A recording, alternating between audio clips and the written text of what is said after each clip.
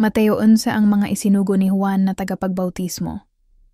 Pagkatapos ng mga tagubiling ito sa kanyang 12 alagad, umalis si Jesus upang magturo at mangaral sa mga bayang malapit doon. Nakabilanggo na noon si Juan na tagapagbautismo. Nabalitaan niya ang mga ginagawa ni Kristo kaya't nagsugo siya ng ilang mga alagad upang itanong, "Kayo po ba ang ipinangakong darating o maghihintay pa kami ng iba?" Sumagot si Jesus, "Bumalik kayo kay Juan at sabihin ninyo sa kanya ang inyong naririnig at nakikita. Nakakakita ang mga bulag, nakakalakad ang mga pilay, gumagalinga ang mga kitungin, nakakarinig ang mga bingi, muling nabubuhay ang mga patay, at ipinapangaral sa mga mahihirap ang magandang balita. Pinagpala ang taong hindi nag-aalinlangan sa akin." Nang paalis na ang mga alagad ni Juan, nagsalita si Jesus sa mga tao tungkol kay Juan. "Bakit kayo nagpunta sa ilang? Ano ang nais ninyong makita? Isa bang tambo na hinihipan ng hangin? Bakit kayo pumunta sa ilang? Para makita ang isang taong may mamahaling kasuotan. Ang mga nagdaramit ng ganyan ay nasa palasyo ng mga hari. Ano nga ba ang nais ninyong makita? Isang propeta? Oo, siya'y propeta. At sinasabi ko sa inyo, siya'y higit pa sa isang propeta. Sapagkat si Juan ang tinutukoy ng kasulatan. Ipadadala ko ang aking sugo na mauuna sa iyo, ihahanda niya ang iyong daraanan." Tandaan ninyo, higit na dakila si Juan na tagapagbautismo kaysa sino mang isinilang sa daigdig.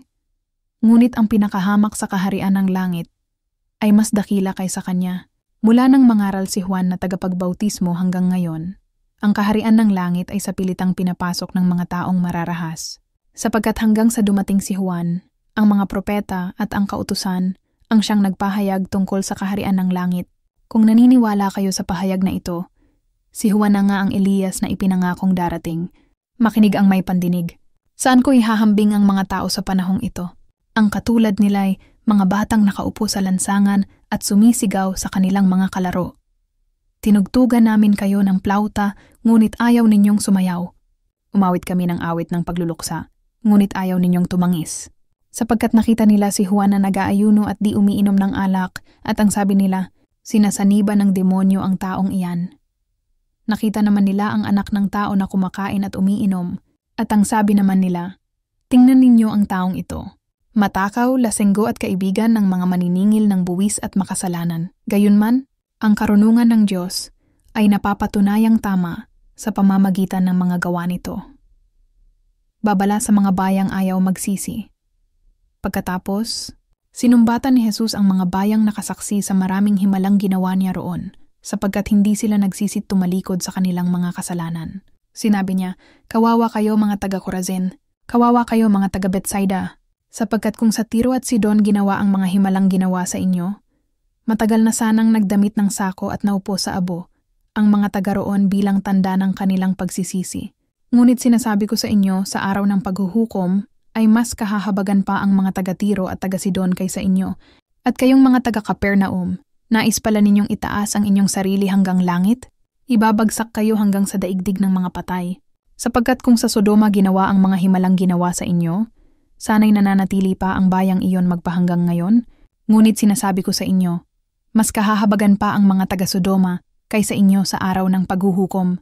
Lumapit sa akin at magpahinga." Nang panahong iyo'y sinabi ni Jesus, "Ama, Panginoon ng langit at lupa, salamat sa iyo, sapagkat inilihim mo ang mga bagay na ito sa marurunong at matatalino, at inihayag mo naman sa mga may kaloobang tulad ng sa bata. Oo, Ama, sapagkat ganoon ang nais mo. Ibinigay na sa akin ng aking Ama ang lahat ng bagay.